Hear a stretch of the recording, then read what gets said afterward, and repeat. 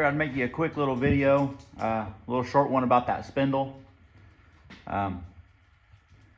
So I'll cut to a picture of me in the house going over the drawings and the dimensions and stuff. Then when I come back, I'll come back out here to the garage and I'll show you what I'm talking about with the heim joint for my steering and all that. How you could like put it in the actual piece. But here's just a quick little video. Alright, so here's those jawlings that I was telling you guys about that I was going to put on here, so you guys can actually have measurements. This is the front plate, so I'll try and make it where you can see it without me being in the a shadow of my phone.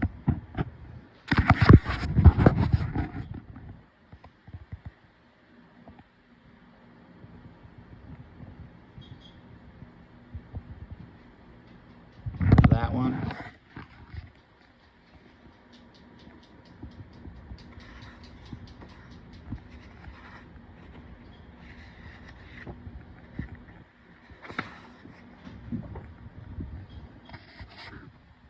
There's that one.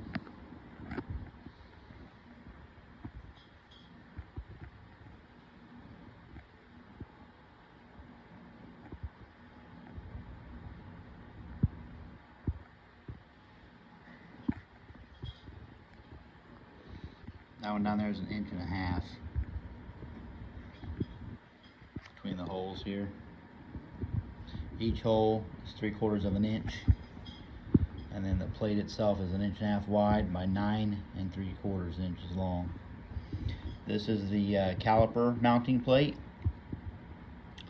This one you may have to make it like this and wait to drill your own holes in it until you get your caliper and the size of your caliper, because it may be different each caliper, no matter, depending on the caliper you're using. So these are just kind of a rough guideline. You know, you may have to make it just a little bit wider this way maybe if your caliper's deeper. But so this one's 4 1/4 here, 2 1/4, 2 inches here, and 2 inches in between the bends.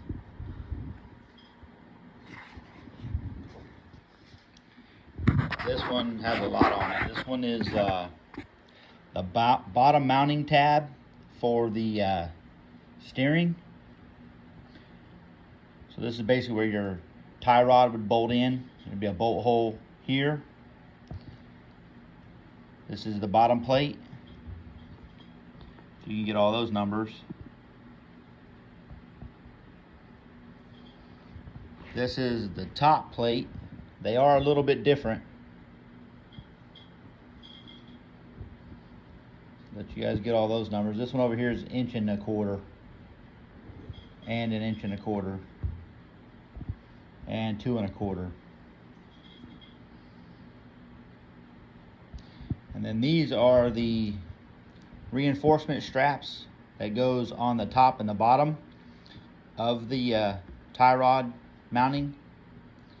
And this is, it's 1.25 inches wide, and it's 1.5 inches until you start with a gradual bend. That bend will wrap.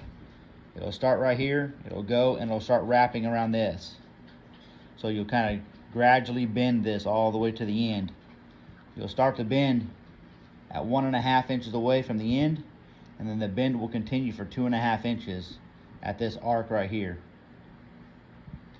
Now for the other one, it goes right here. So it goes here and then across right here.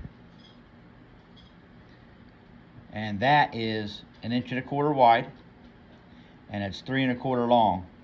Now this little bend here is just a slight down bend right here, right where it comes in contact with the spindles those back plates, which are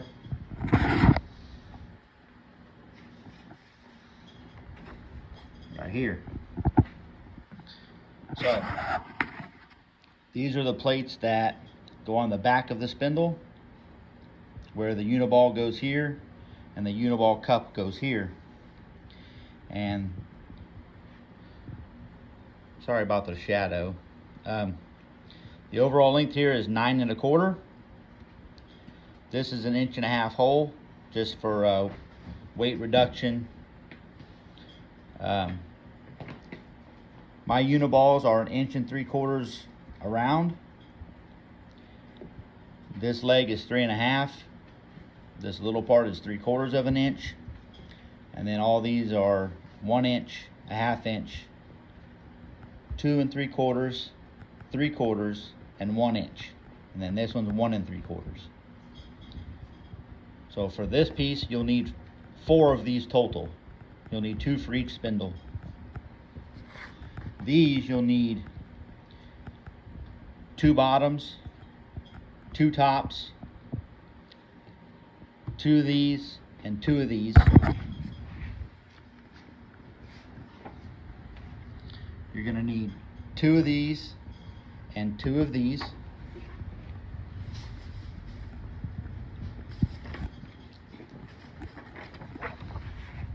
And of course you're going to need 2 flat plates. So what does that look like when it's all cut out? Here's a bottom plate that is cut out. I don't have the hole in it yet for the tie rod, because I don't exactly know where it's going to be yet.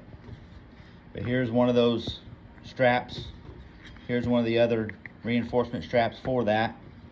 Here's the top plate for that. Here is those back portions. Here's the back strap piece. This one doesn't have the holes in it, but they are marked. And then here is the caliper brace piece that gets welded on. And then of course here is the 2 front plates. So when you put all those together, then you get this. So basically, here's your front plate here.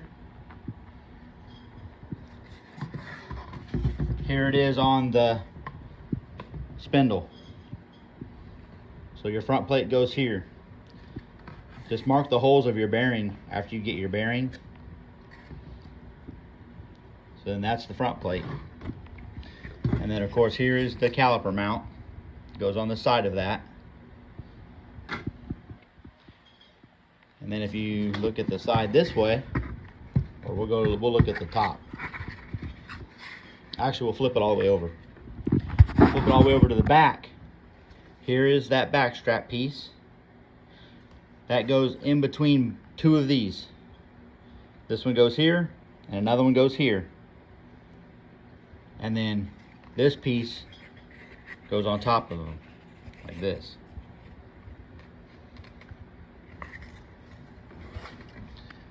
And then of course you have your top plate. It's kind of hard to hold everything with my phone in one hand and everything else. Here's your top plate, which sits like this onto your spindle. So here's the actual spindle all completed.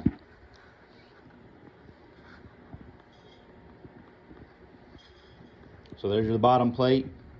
There's that strap with a little bitty bend on the very edge right there. And then a bend there. And then on this side, that plate starts here, goes around and makes this bend here. And like I said, I haven't made the holes here yet, because I don't exactly know where exactly I want to put them yet. But that's all preference. You can just, I'm gonna go put my tie rod end in there with the heim joint and the misalignment spacers, and I'm gonna see, you know, how much articulation I get this way and this way for the best placement of the hole before I put a hole in it. You want to make sure you don't get your hole too crazy out here by the edge though. You want to leave enough material out here that it's strong, that it's not going to rip out.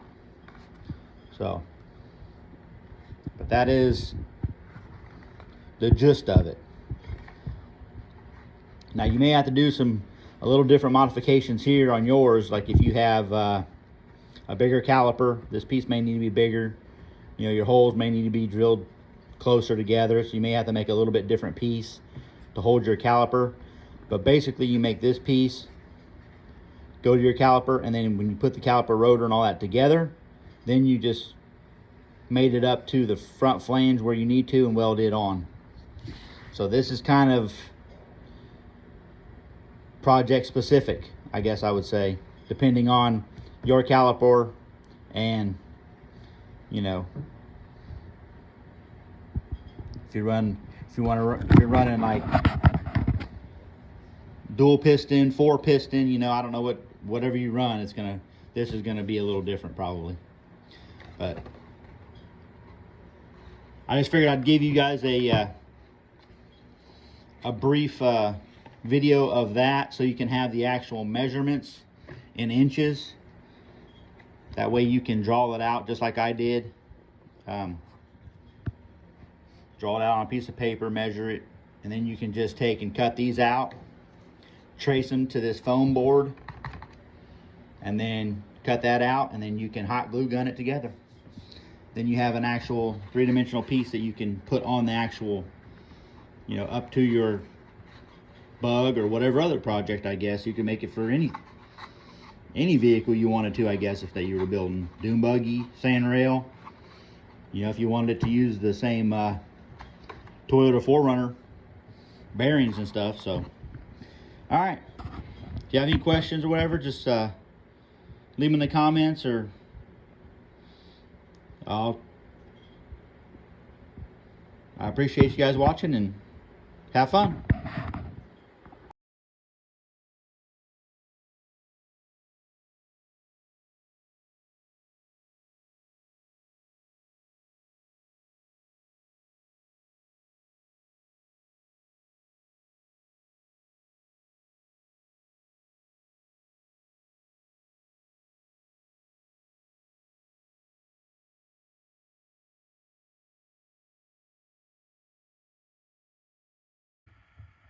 Okay, so after that, now I'll show you like what I was actually talking about. So I'll put you right here in my filthy garage, and this is basically what I'm talking about. I can take my heim joint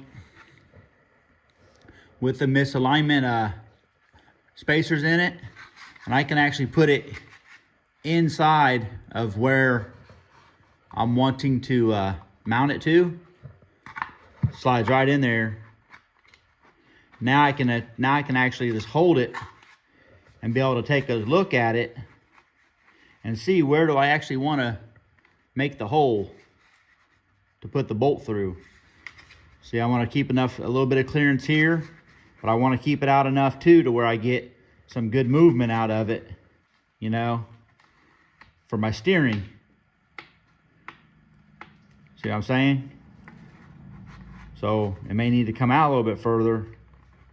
That way I can get more droop, more extension on the suspension side.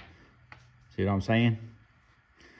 But this will be the part that is all relevant to your project and what you're putting it on.